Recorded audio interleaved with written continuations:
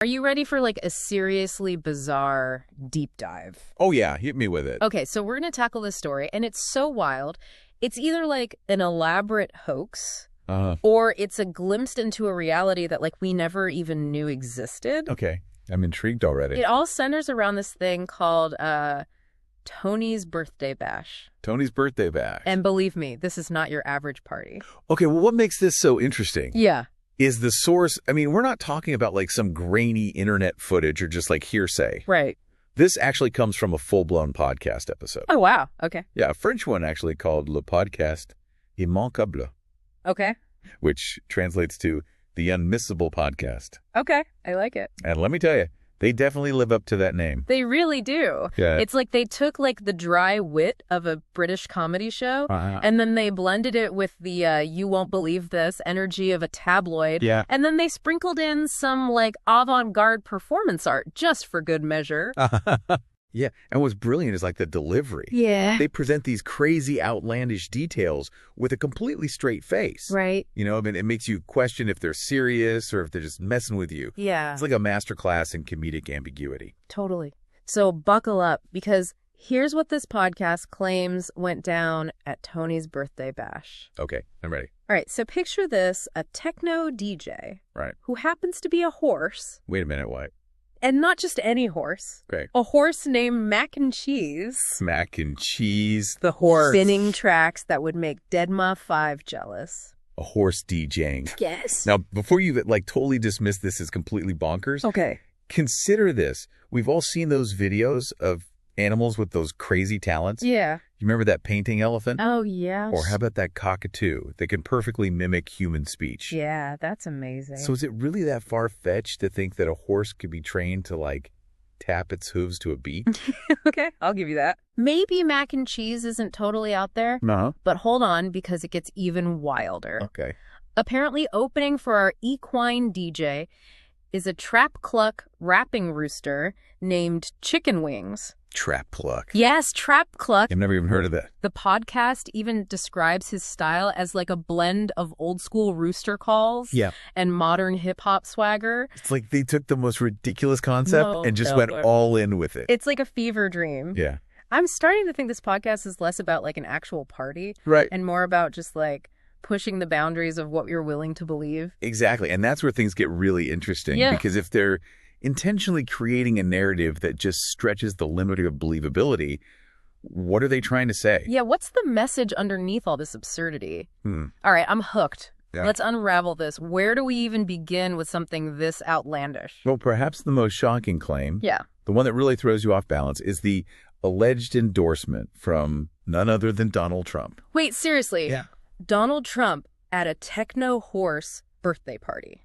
That's what they claim. That feels like a fever dream, even for this podcast. Right. And they don't just like mention it in passing either. Oh, really? They actually quote him, Oh, wow. claiming he called Tony's birthday bash. Okay. Absolutely impossible to miss. Wow. And the greatest gathering of all time. Okay, so we know Trump has a penchant for hyperbole and self-promotion. Yeah, he's not exactly known for holding back. But wouldn't something like this, Yeah. a Trump appearance at a party with a DJ horse, Uh-huh. have made like the news or at least blown up on Twitter? You would think so, right? Yeah. And that's the thing. Yeah. There's absolutely zero evidence of this endorsement anywhere outside of this podcast. Really? No news articles, no social media posts, Yeah. no blurry cell phone footage. So it's like it never even happened? Exactly. So what are we dealing with here? Is this like a pure fabrication, a straight up lie just designed to like shock listeners? It's possible. Okay.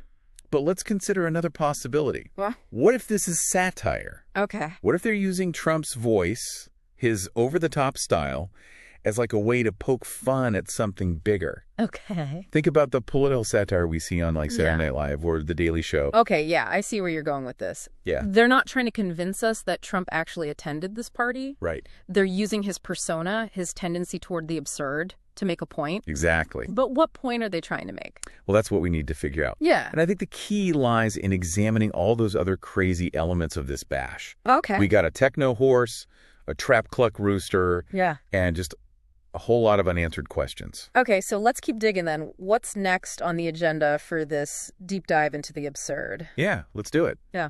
So we kind of decided that this whole Trump endorsement thing is probably made up. Like, it's just something to make the story even crazier and funnier. Yeah. But the question is, why bring Trump into it at all?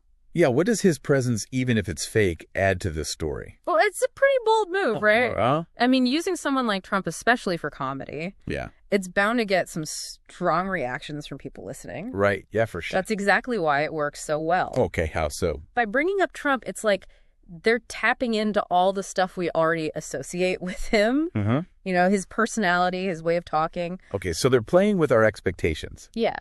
Using what we think we know about Trump to make us feel like something's off. Exactly. It's like they're saying, look, even in this crazy scenario with the techno horse and the rapping rooster, the most unbelievable part is the idea of Trump being there. I see. They're making us question what we think is normal, what we're willing to believe is true. Okay, so Trump's in this story, even if he's not really there for a reason. Right. But what about everything else at this party? Yeah. Like mac and cheese, the techno horse, and chicken wings, the trap cluck rooster. Are those just random weird things thrown in for laughs? I don't think anything in this podcast is random. Right. Remember, they're telling a story. And every detail, even the weird ones, adds to what they're trying to say. All right, let's break down these characters then. Okay. What's the deal with mac and cheese, the techno horse DJ? Okay. Why a horse? And why techno music? Well, think about it. Yeah. We usually think of horses as being traditional. Right. From the past. Exactly. And then you have techno music, which is like futuristic cutting edge. Yeah. So by putting those two things together, they're creating a contrast, a clash between old and new. So maybe they're saying something about how technology is changing entertainment. Yeah. Like we've gone from horses pulling carriages to horses spinning beats on a virtual turntable. Exactly. It's a fun way of showing how technology is always changing our world, even in ways we don't expect. That's interesting. And then there's chicken wings, the trap cluck rooster. Oh, yeah. What's up with a rooster rapping? Again, it's about contrast. Okay. Roosters make you think of the countryside, a simpler life. And trap music, well, it's totally from modern city life. Yeah.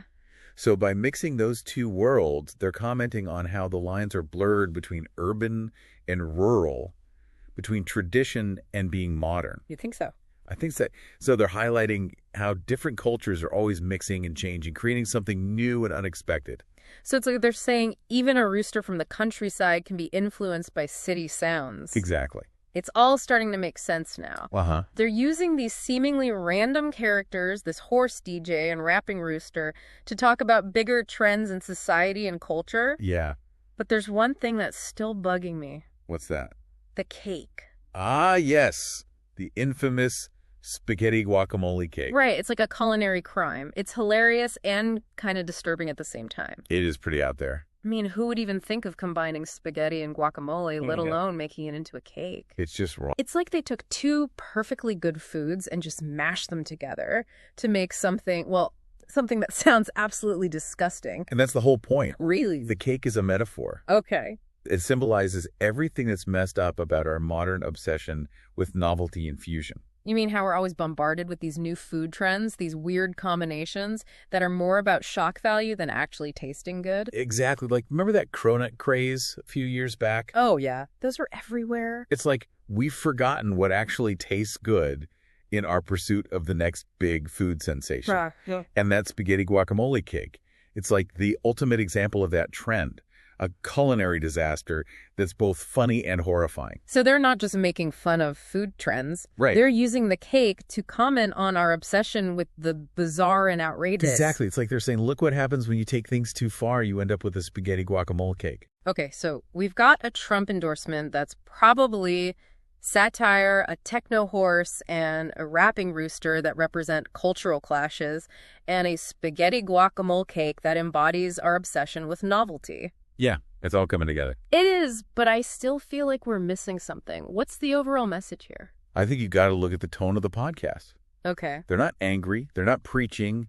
They're presenting these absurd scenarios with a sense of humor, a playful wink at the listener. So maybe they're not trying to put down our culture, Right. but rather to encourage us to see it from a different angle, to question our assumptions, our values, even our sense of taste. Exactly. They're inviting us to laugh at ourselves, to embrace the absurdity of it all, because sometimes the best way to understand the world is to acknowledge just how crazy it can be.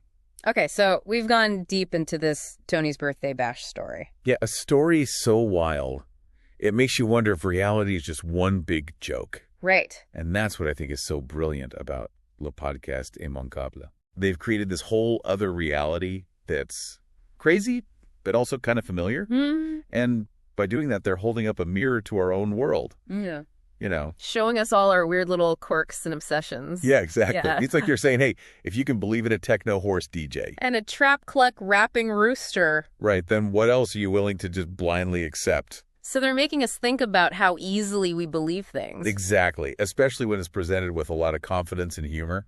Which is super relevant today, don't you think? Oh, absolutely. I mean, we're always being bombarded with information from everywhere. Right. It's hard to know what's real and what's not. Yeah, and this podcast, with its crazy story and satire, it reminds us to be critical thinkers. To question everything. Exactly. Don't just accept what you're told, even if it sounds convincing or entertaining. So it's like Le Podcast Immanquable is more than just comedy. It's like sneaking in some critical thinking wrapped up in a package of absurd humor. I like that, and I think that's why it works so well. It's not preachy or talking down to you. It's just funny, engaging, and makes you think. It's like a reminder that sometimes the best way to say something serious is to make it absurd. To make people laugh while also making them think. And that way they can reach more people and start conversations that might not have happened otherwise. Right. I mean, how often do you get to analyze the deeper meaning of a fictional trap cluck rapping rooster? Not often enough, I'd say. But that's what's cool about this deep dive. Yeah. We didn't just debunk the story. We explored why they might have made it up and what they're saying about culture. And in doing that, we learned some interesting things about ourselves. Yeah, like our fascination with the strange and shocking, our love for novelty and spectacle, and maybe even our willingness to believe the unbelievable. Exactly. Yeah. So for our listeners out there, what should they be thinking about as they go back to the real world? A world that maybe doesn't have techno horses and rapping roosters, but still has its own kind of craziness. Right. What's the takeaway? I think the main thing is don't be afraid to question everything. Don't just accept things as they are, whether it's from a podcast, a news article, or even a friend. Yeah. Do your own research, think critically, and come to your own conclusions. And don't be afraid to embrace a little absurdity now and then. Yeah, why not? After all, sometimes the craziest stories can teach us the most about ourselves and the world. That's the magic of storytelling, right? Yeah. It lets us escape reality and explore our imaginations while also challenging us to see the world in a new way. So keep exploring, keep questioning, and keep an open mind. You never know what you might discover. Absolutely. And with that, we'll wrap up this deep dive into the weird and wonderful world of Tony's birthday bash. Thanks for joining us on this journey. Yeah, thanks for listening, everyone. And until next time, stay curious.